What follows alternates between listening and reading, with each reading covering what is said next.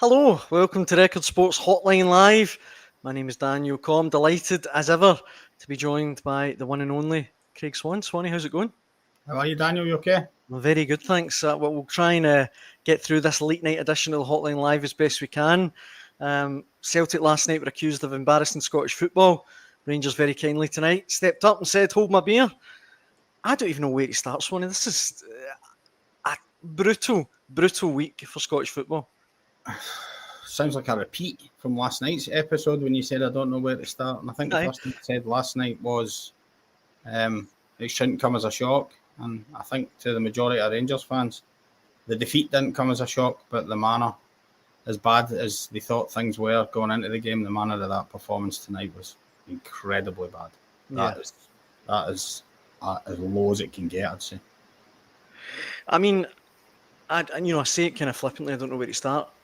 I literally don't know where to start in the game, where to point the finger at. I mean, the first one I would say, we've had a couple of comments in already, and I should say if you're watching at home, you want to get involved, tell us what you think of tonight's game performance, please do so. We'll try and read them out. Max Aarons, Swanee's one that's taken a lot of stick in the comments early on. Davey says, if Bournemouth are willing, Rangers should be looking to cancel Max Aarons' loan deal. You can't tell me he doesn't know what he's doing. He doesn't want to be there. I mean, I'm not singling him out because, no one in Rangers can take any heart for that, except maybe Jack Butland. I thought Jack Butland put in a good show. But and it's just as well he did. I know. He was the Rangers' best player and he conceded 6 goals. Yeah, absolutely. That was incredible. Max Aarons, for that sending off, what was he playing at? Well, whatever the kid achieved in his career south of the border, he's come into something that he doesn't look capable of handling at the moment. And he's replaced James Tavernier. The Rangers fans are split over James Tavernier, certainly were last season, and now every one of them would have wanted him in the starting lineup, I would have said tonight. Russell Martin has gone with his man. He's decided to put James Tavernier on the bench, and within 10 minutes, he's having to shout on him to come on because the lad's nowhere to be seen for the first goal, the cross coming in for the first goal, and he's in totally the wrong position for the sending off. He then attempts to try and wrestle and nick in ahead of the lad instead of just trying to get goal side and shepherd him out. It was naivety of the highest order. Yeah. So that was, I mean, Rangers weren't, we said last night Rangers weren't coming back from the first leg at kickoff. They certainly weren't coming back after the opening goal. But my word, that just opened the floodgates. Once they went to 10 men, Bruce just ripped them to pieces. Aye, absolutely battered them. Look, I almost feel bad doing this because we're on, 27th of August, and for the third time, I'm about to open up the can of worms as Russell Martin fearing for his job. But look, don't shoot the messenger. These are just comments that are coming into us. Let me read a few of them out for you. Rangers Easy OK says, plain and simple, no surviving this time. To go Russell Martin, 49ers, but you've made a mistake and take Patrick Stewart with you. Public backing have come on before Christmas and now this. Time is up for you too. Dennis says Martin has to go. He spent 23 million and made the squad look weaker. Harry says total embarrassment. Sack Martin now. And Paul says it's very clear that Rangers fans want Russell Martin out, but the board and the owners make these decisions. What is the breaking point? Will he be sacked during the September international break? I mean, I guess that is the point. So, do you think we're close to the breaking point? I mean, we don't know with these new owners. They're new, but it's all starting to get a bit much, isn't it? Well, I sat here on Sunday night after the game at St Mirren and said it was pretty preposterous to be contemplating getting rid of a manager within a month of the competitive season starting. And deep down, I still think that. I just don't think you can be going down that road. However, Russell Martin is making it very difficult to build a case for him at the moment. No. We spoke on last night's show that he alluded to something in the press conference pre-match about the stuff that's going on at the moment and what's happening. And once everybody finds out what's been going on for the last couple of months, once we can speak about it, then you'll have a clearer idea of what the situation is. Whatever it is, he's no managing to handle it because it's a shambles. Yeah. Rangers are an absolute shambles at the moment. And listen, I'm sure we'll go through individual match incidents as we go along, but there's a certain, if I ever hear it, I've heard so many managers say to me, 10 men, it's very difficult sometimes to play against 10 men. Well, you got an example tonight of what happens against 10 men. When you lose a player, what you then have to do is go the extra yard, cover the extra run, do the extra bit to dig in and help a teammate, and Rangers did the polar opposite. Yeah. I mean, there was boys that were just letting runners run off them all day long. I mean, JD Gassam's been given all sorts of credit for his cameos and his attacking stuff, the third and fourth goals. My word. And that's it. A boy that just didn't know what was going on behind him. It was too many of the boys that have come in. Russell Martin's boys that started the game, the boys he's brought in. It's clear that he wants to make changes. We said this after the Motherwell game, the first Premiership game. Spoke about it on Sunday when he came out and flamed the squad for the attitude. And you could tell, I felt there he was trying to he was trying to get change to happen to get some of his new boys in. The problem Russell Martin's got is the new boys he's bringing in don't really look up to it. And Glasgow's a tough school. You've got to hit the ground running quickly, and it is harsh to judge people in such a short space of time. But we're not seeing anything from these new guys. Nothing. Yeah. So far. And if that's Russell Martin's standard of signing, well, he really does have a problem. I mean, we were talking last night about Celtic not signing players. That's worse. Signing players are not up to it. Aye. Well, look, comments are coming in thick and fast. Again, if you're watching, get involved in the conversation. John says, not starting Tav with his European experience was a very strange decision by Martin. There must be something going on in the background. I would add as well, Sonny, not starting Raskin. And I know Diamandi's had a poor start to the season, but these are guys that have been there in Europe with Rangers and done it. I thought leaving all three of them on the bench was very curious. Yeah. Well, we've started this show prior to hearing what Russell Martin's got to say, obviously. I must admit, I looked at the team and I heard he spoke before the game about getting as attacking a team on the pitch as possible. Now, Russell Martin's managed a lot more football games than me, but that struck me as being incredibly naive. You're going away from home to a team who ripped you apart inside 20 minutes in the home leg. The first thing you've got to do is stay in this tie.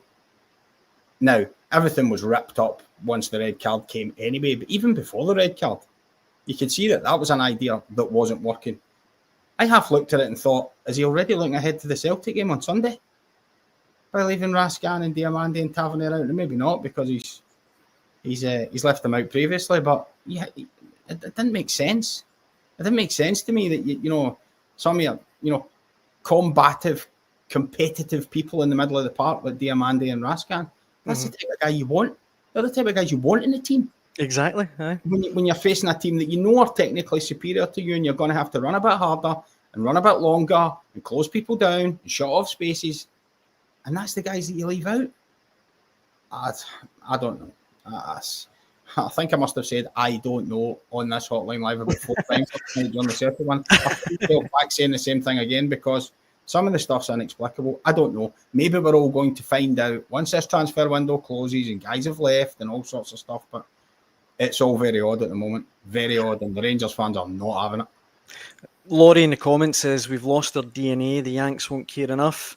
That's just a taste. I've read out some of the comments. I could go on all night with the comments arguing for Russell Martin out. But I thought it was telling as well that the Rangers hierarchy were there in the stands tonight watching on. I know they'll go to most games, but do you think that they're potentially thinking about replacing Russell Martin? I guess I'm asking you to guess what people are thinking, but do you think it will be on their agenda? They'll be looking at us and going, I don't know if he's the man. Well, the first thing that should be said is when these guys came into the club, they were endorsed Patrick Stewart, and then Kevin Thelwell was appointed. So they endorsed those. They were happy with that, and those guys were key to the appointment of Russell Martin. So as you go back the tree, if you like, this is the 49ers. They've put the people in place to appoint the manager. So if they get rid of the manager, they're basically admitting, okay, our first major decision has been a disaster. Yeah. That's what they're doing. So you've got to ask yourself, are they going to do that? But then, Their mind's got this set out that this is a long-term plan. We all said it at the beginning. Rangers might have to go through a little bit of pain first because we've talked about it, trying to weed people out of there who are continually losing, and we're in the cycle of not doing things properly. It might take time to turn that over, but the pain was not expected to be that deep. The way Rangers have performed in these first games is frightening. Yeah. And it's a very difficult sell to the Rangers fans to say, look, we might have to suffer another 4 or 5 months of this until we start to turn things around. That's the Rangers fans are just not going to have that. Aye. But we go back into the cycle again. We've talked about it, back into the cycle again. Another manager out. How many players have been signed? What is it now? What, up to 13, 12, 13? I mean, and the next manager's lumbered with them. I mean, where does it end? Where does it end? But the Rangers fans are quite clearly telling the owners they've made a mistake.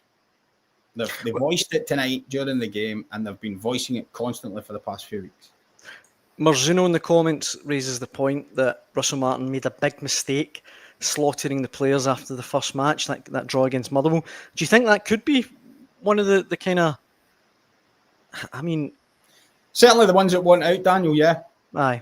But we said at the time when he did it, that's probably because he wanted them out. That was our suspicion. Certainly it was my suspicion. I shouldn't put words in other people's mouth. That was my suspicion. He was almost trying to speed up more turnover and get some of these guys out. But listen, there seems to be a story today again. It's just little things that really sound alarm bells. For example, pretty sure I've got this right. There was a story today again that the team had been leaked again. Yeah. Everybody knew it. Now, when this happened pre-Pilsen, Russell Martin was asked about it afterwards and said, there's nothing I can do about that. Guys are left out and they tell agents and agents tell the media, and I'm not going to lose any sleep over it. Not lose any sleep over it. There's previous Old Firm managers would be throwing people against walls. This just does not happen. Launch hunts for moles, and you can't just... Well, in my opinion, I don't think you should be just flippantly going, well, that's what happens in modern football. Well, the other happening in your dressing room then. The other thing, Swanee, after the St Mirren game, that I came away thinking, I'm not sure if Russell Martin quite gets this. He was asked about the draw and he said, look, it's not the end of the world. And then later on he said, I'll be judged in May. And I was thinking to myself, listen, concentrate on getting there. I mean, I agree, there's definitely things, red flags is the kind of modern term that make... And that may be coming from the top. That may be the message that Russell Martin's getting from the top. Maybe. Because we don't know what the American owners are thinking or what the people are thinking. They might have said, okay, Russell, we know this is going to be a long-term project. We'll reassess it after a year. Mm-hmm. But you can't have a year of this. The Rangers fans are not going to put up with a year of this. Nah, no chance. They're not going to put up with they'll barely put up with another week of it. In fact, I don't think they're prepared to put up with any more of it after what they saw tonight, judging by what we heard for the visit and support and what we're hearing from various fans in the last few weeks. The last week or so. Many of them have had enough already. John in the comments says most people who know anything about Scottish football knew Russell Martin's style of football would never work up here and that he's too inflexible to change. See, the thing is, though, Swan, as I read all these out, I'm thinking to myself, if they win on Sunday, that could be a transformational result. Russell Martin, I'm maybe one of the very few here who does think Russell Martin's style of football would work, but you've got to have the right players to implement it. Yeah. Like I said this at the start, if this way of drawing teams out in possession based and killing teams with possession, that you get if you've got better players and you can do that, then you probably will strangle the majority of these games. I think what I said was that would probably win the games. The problems he might come in the Celtic games, because Rangers have done well in the past few Celtic games by getting after Celtic and strangling them. It hasn't been and then they've got on top of them and imposed their game on Celtic. Yeah. So that's where I thought it might fall down, but I thought it would be okay. More than okay. I thought it would be successful against the so-called lesser teams. But it hasn't proved that way so far, and that comes down to personnel. Mm-hmm. The guys that he's brought in to do the jobs don't look so far as though they're capable of doing the jobs. In fact, quite the opposite. Miles off it. Yeah.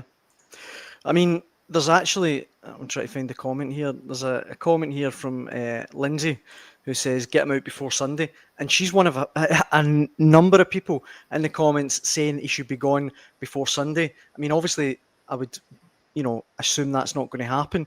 But if it doesn't go his way on Sunday, I don't even know how toxic Ibrox could be. That could be a crazy place to be if you're Russell Martin. If it doesn't go his way. I can't disagree with that. Aye. I'm sorry, I know it's a short answer, but there is no really any way to expand on that. If Celtic walk a couple of goals in front of Ibrox on Sunday, it will be toxic. Can you think of anything comparable? I'm trying to think of any other situation where, I mean, Pedro Caixinha at Clermont's final days, nothing feels as toxic as this to me. Anyway. Those guys, certainly, we talked about it the other day, Philip Clermont and Michael Beale, they started well. Aye. The doubts sort of only crept in a little bit later on. And I think we talked about that before, that they made decent starts. And Pedro Caixinha didn't, I don't think. But certainly the other two guys did. The problem for Russell Martin's been, it's pretty much been from the off. From the off, the first Premiership game was about, listen, there was one or two warning signs in them. Well, glaring warning signs in the earlier rounds of the Champions League when teams were creating chances against Rangers at will. Panathinaikos should have been 3-0 up. Panathinaikos should have been, and they just weren't taking them. But I think there was a little bit of, okay, it's a new manager in the door, things are still bedding in, and you might have to ride your luck a wee bit in Europe. You get away with that a wee bit. But as soon as the domestic stuff started, it's been right. No. When the domestic teams are creating and runners are just running off people so easily, and domestic teams are getting in so easily against Rangers, that's when the red flags started, to use your phrase, started to appear. Yeah. It's not been good enough. Craig in the comments says Stevie Wonder could see Russell Martin's tactics aren't working. Mark points out that Rangers bullied us, Celtic, in the last few games. Very easy to do now. I think you make a really good point about Sunday, Swan, is that's what, particularly Philip Clermont's side, they get really after Celtic, bullied, for want of a better phrase. That's what they did, made them feel so uncomfortable, particularly at Ibrox. I can't see this Rangers team doing that. No, and this is a point I made back at the start when I said that that type of style would work against some of the, as I said so far, I hate to use the phrase, but you know what I'm getting at. Bottom six sides, let's say. But maybe it wouldn't work as well against Celtic because of the success it had against Celtic. And if Rangers play that kind of passive way and trying to outplay Celtic, they won't outplay Celtic. No, because Celtic have got better players than that Rangers team have got just now. Regardless of their struggles, they're still a better team, I would say, in my opinion. No, I agree with you. I agree with you. But Rangers found a way to nullify Celtic by getting after them and then imposing their own game. And Rangers didn't just win those games, but the two games earlier in the season and getting the draw in the other one by just roughing Celtic up. I mean, they played some good stuff in there as well. But what they did was they won the right to play stuff and they started well. That sort of lethargic way that Russell Martin's team's going about it just now, that's not going to cut it. If they let Celtic settle into the game, the one thing they haven't done is let Celtic settle into these games recently. The thing about the Rangers Celtic games under Philip Clermont and Michael Beale, the complaint was always stop losing the first goal. Stop giving the first goal away and chasing the game. Now, you'll correct me if I'm wrong here, Daniel, but I think in the last three, at the end of last season, Rangers scored first and all of them. Aye, no, you're right. You're spot on. They actually started the games better and got themselves in front and won to them. So that shows you how that approach had worked for them, and now that approach doesn't seem to be there in this new style of football that Russell Martin's implementing. And again, I come back to it. If you've got the players who can play that and outplay Celtic, fine. On the evidence of what we're seeing just now, they don't. Yeah. Dennis in the comments says Clermont was streetwise in Europe, hounded out unbeaten in 9 away games in Europe. I'd love to see what Clermont could have done if he'd got £23 million of Martin's, the same money Martin's got. I would even go back further, Swanee. I've said for a while, I thought it was a big mistake getting rid of Giovanni Van Bronckhorst. I know I'm going back several years, but if Rangers needed this overhaul, this rebuild, I mean, in 12 months he got them to a European final, won the Scottish Cup and qualified for the Champions League, and almost a year to the day get sacked. Yeah. I mean, that seems, looking back, crazy to me. Yeah. I know. I know. I would tend to agree with that. I know hindsight's always a great thing, and you maybe look back and what's happened subsequently, and then go, maybe that was a mistake. But Rangers fans weren't having him by the end anyway. Patience is in short supply, and such a short period of time after he'd reached the European final, it seemed crazy. But Aye. Let's face it, the guy he was up against lost his job after winning that tournament within 2 weeks of winning it. So that's just football for you these days. There is not a lot of time. But in a serious point, Rangers weren't as good as Bruges technically. We all know that, right? We could all see that. That Bruges team was very impressive. So the one thing you have to do is hang tough, dig in, find a way to stay in the game, that type of thing. Rangers at Ibrox, the game was gone. Diabolical defending. And then the same thing again tonight. The game, it was already running away for them before the red card. And let's not kid ourselves here. Bruges stepped off it a little bit in the second half at Ibrox because there were 3 goals up. And tonight they scored their 6th goal after about 47 minutes.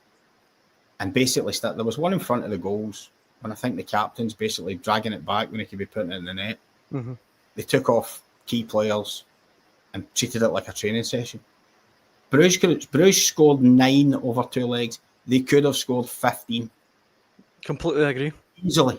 I don't think that's an over-exaggeration. Had the woodwork in the first half tonight, 2, 3? Aye, twice I think at least, aye. Jack Butland had, 4 world-class saves? Brilliant saves. World-class, maybe going over the score with a couple of them, but 2 or 3 really brilliant saves. 2 saves. Aye. Bruges could have scored 15 goals over these 2 legs if they really went for it. I know in the media we sometimes... That's frightening, Daniel. That's frightening if you actually take a step back and think what the aggregate score could have been. Aye. We get accused of overselling it and exaggerating sometimes, but I think you're spot on. I think easily, if they scored 9, it could have been 15, 16, easily. Well, before we move on from Rangers, a couple more comments. Ross says Rangers and Celtic are not Champions League teams anymore. Europa League at best. Fans of both the Glasgow sides need to wake up and realise that. Mark says it shows the huge gap between Scottish clubs and Europe. And Davey says Rangers should be delighted they're not in the Champions League. Imagine that Rangers team playing Barca, Real, Liverpool, and that would be embarrassing. That kind of really... I think the first point, no, sorry to break in, Daniel. I think the first point that was made there is the key point in all of this. These domestic squabbles and being the best and winning the game on Sunday, and somebody needs to take a step back and, it's all right saying, have a couple of seasons where and rebuild and take it, but it's always the short-term quest to make sure you keep winning the league and things like that. And it just clouds so many things for me. In terms of the European scene, it just clouds so many things. And we shouldn't forget, by the way, that Rangers have had a couple of cracking Europa League campaigns. Recent times. And Celtic did well in the Champions League last year. Relatively well, by all accounts. So. But it's really... The last 24 hours have been woeful. A real slap in the face for Scottish for different ways. Celtic should be taking care of a team from Kazakhstan with the greatest of respect to Kairat Almaty. The team that has won our league for 13 years out of 14, so are the dominant team, should be taking care of a team that weren't as good as them, even though they didn't get signings in. Now we move on to tonight. It's a different thing because Rangers and Celtic fans will now start fighting over what was the worst result. Ridiculous stuff. The thing tonight was different. Bruges were a higher level over the 2 legs. Bruges are a higher level than Rangers. But where Rangers were shambolic and were humiliated in their own way is the fact that hang in the game, stay in the game. They were out this tie within 7 minutes of the home leg. And like I say, could have shipped 15 goals. That's woeful stuff. Yeah. Just to round up on Rangers, Marzuno agrees with you. Swanee says it's all about the league. Owen says the writing was on the wall in pre-season. Unless the Rangers owners act now and admit they got it wrong, this could be the worst season ever. And Vocality again agrees, says forget about Europe, get the home form correct first. I suppose from a Rangers point of view, you could understand that being said because they've only won one league in 14 years. Aye. So Rangers perhaps need to walk before they can run. But yet within that run, they made a European final. So some things don't make sense to me. No, I agree. Lots of things don't make sense to me. You can see by my confused face. No.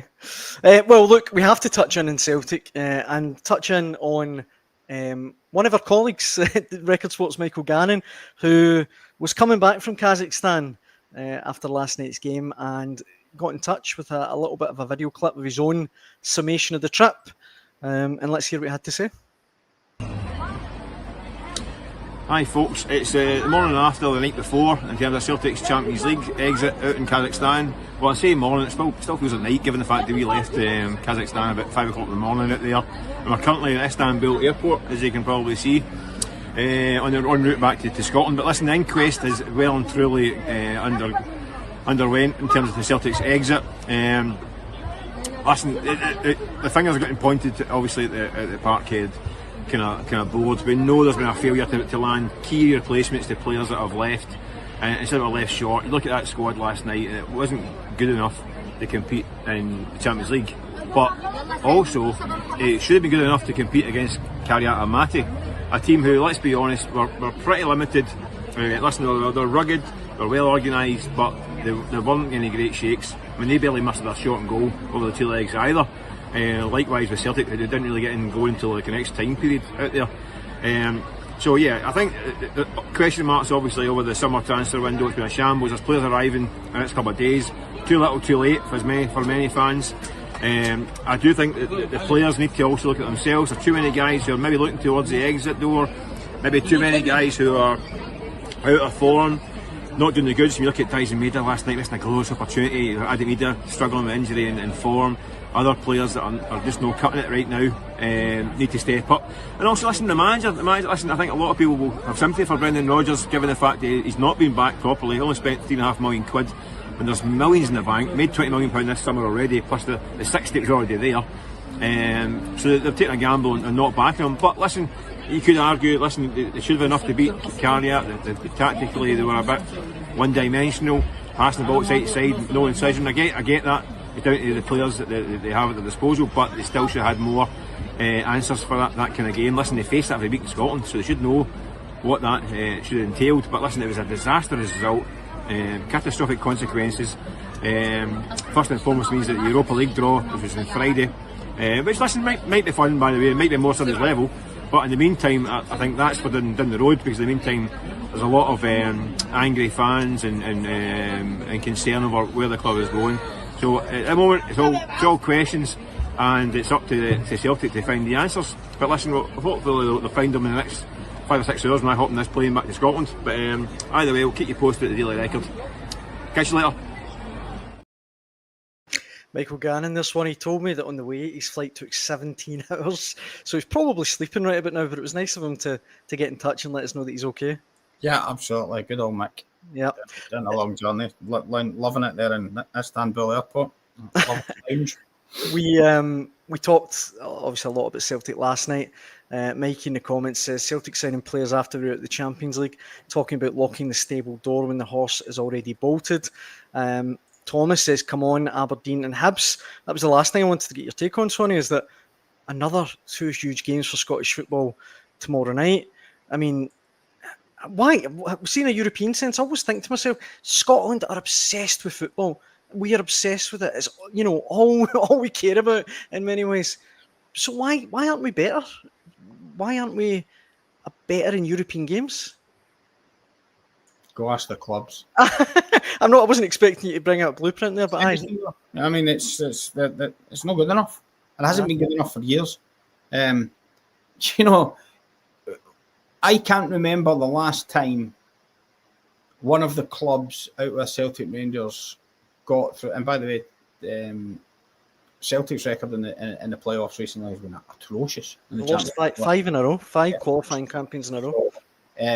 But I don't think any of the clubs have won a playoff. I think all the teams that have gone into the group stages have dropped in, parachuted in since it was redone, and even before then, the playoff chances, it was never done. I mean, I'm sorry, but that's not acceptable. Now and again, somebody has to punch above their weight. We see teams for the League of Ireland, they end up in the group stages or whatever, or they come up with a shocker. There you go, last night. That's a team from Kazakhstan have made it to the Champions League phase. Yeah. For all Celtic's failings. They've managed to do it. Karabag managed to do it, did they not? Yeah, About yeah. right? The Azerbaijan team that Celtic played a few years ago. Yep. Where's our outlier? No, Please, really, please let it happen tomorrow night. Let Aberdeen and Hibs go and be the ones who go and win a playoff. Let one of them do it, because no one's done it yet, and it's not been good enough. And there has been a catalogue of abysmal results outside of Celtic and Rangers in recent years. Some of them eye-watering results for some of our teams. You even go back to last season. You know, I think Hearts lost. It was at Petrol Cup. Aye, unleaded petrol.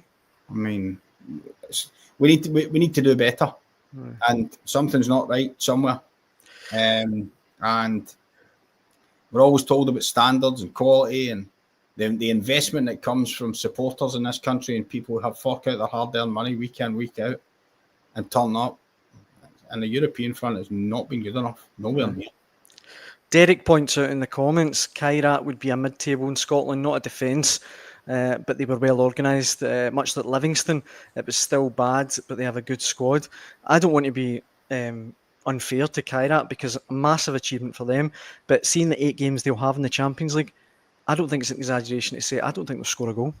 I'd be stunned if they got a point. Put it that way. They might score a goal, but I'd be pretty shocked if they got a point. By the way, I should say on that last point, I do have to offer some defence in the fact that with finance, obviously, Scottish football finance, where it is, it's not part of the big league, so they don't get as much money as a lot of other places, but neither do a lot of other countries. Yeah. We tend to hear it from them constantly. Yeah. That finance is an issue. Well, so, I mean, Mark points out Norwegian and Danish teams, countries of a similar size, they're in the Champions League all the time. I would even go like Croatia. Croatia's almost half the size of Scotland. Look at the teams they produce. Yeah. Uruguay. I mean, I don't know if I really don't get it, and it's so depressing when we have to go through this every August, September. It's just every August we have the same. It's Control F5. Well, I'm not very clever with these things. Is it Shift F5? I'm not sure. Whatever. We know what you mean. I was trying to look at it there on my keyboard. We have the same inquest every year, exactly the same time. Right. It just depends what date in August it is. Whether it's a qualifying round to get knocked out of the playoff. It depends which one it is. Well, before we wrap up, Sonny, Aberdeen are playing the remnants of Steaua Bucharest tomorrow night. They drew 2 each at Pittodrie in the first leg, and Hibs are away to Legia Warsaw, 2-1 down. Do you see any or either of them getting through to the Conference League? Well, Hibs' performances had been good, I would say, in Europe. You could maybe argue, listen, the first tie with Midtjylland was probably 50-50, and they lost a couple of wonder goals in the end at Easter Road. They got a bit nervy at home against Partizan with a couple of mistakes from the goalkeeper, Jordan Smith. But Hibs showed in the 2 away games, both in Denmark and in Belgrade, that they can do something away from home. And just the late goal they got at Easter Road just brings it back alive again. If they get the first goal, and they showed that they had a threat when they delivered in Belgrade. So we live in hope, and Aberdeen's situation was slightly different, but they showed good courage to come back and again kept themselves alive by getting that equaliser right at the end, which has set the tie up for them to give them a chance. And again, just get the first goal. Get the first goal and give yourself a chance, and don't blow yourselves out the tie early. That's kind of the things that you'd be hoping for both the teams. Hang in there, because no one ever seems to make it easy for a Scottish team. Teams seem to hang in against Scottish teams and then deliver a sucker punch. I mean, look what happened to Hibs. Yeah.